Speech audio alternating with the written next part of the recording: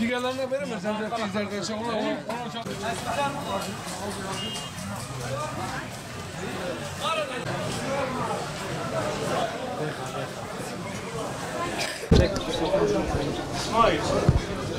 Şu anda vatandaşlarımız ıhlamur, papatya, kekik, kuşburnu, adaçayı, taze zencefil.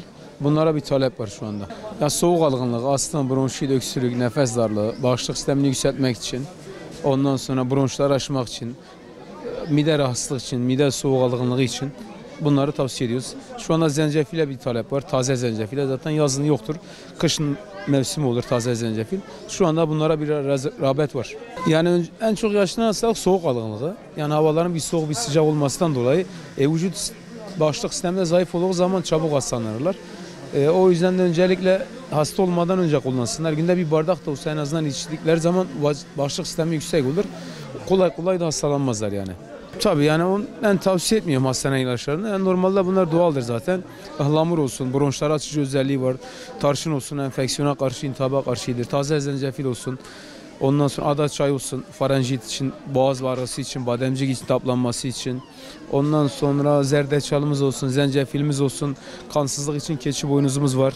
Yani bunlara bayağı bir rağbet var ve bunları da tavsiye ederiz. Yani internette satılan bitkisel ilaçlar ben ona karşıyım çünkü yani görmeden aldığı zaman örnek vereyim zencefil istiyor yerine başka bir şey gönderiyor. İçinde ne var ne yok onu bilmiyorlar. Yani güvenilir yerden alsınlar vatandaşlar. İnternetten kolay kolay alışveriş yapmaya ben karşıyım yani. Yani özellikle ben vatandaşlara söylemek istedim hasta olmadan önce gelsinler. En azından yani günde bir bardak da olsa 2 bardak da olsa içtikleri zaman kolay kolay hastalanmazlar. Bağışıklık sistemi yükselir. Yani hasta olduktan sonra da fayda eder ama biraz tedavi süreci uzar budur yani. Evet şu anda biraz rağbet var. Mevsimsel geçişlerden dolayı 2-3 gündür havanın biraz yağmurlu kış havasının moduna girdiğimizden dolayı biraz rağbet var. Yani bu en azından yani bizim zaten Urfa'nın da kışı fazla uzun sürmez. Yani Ocak, Şubat zaten.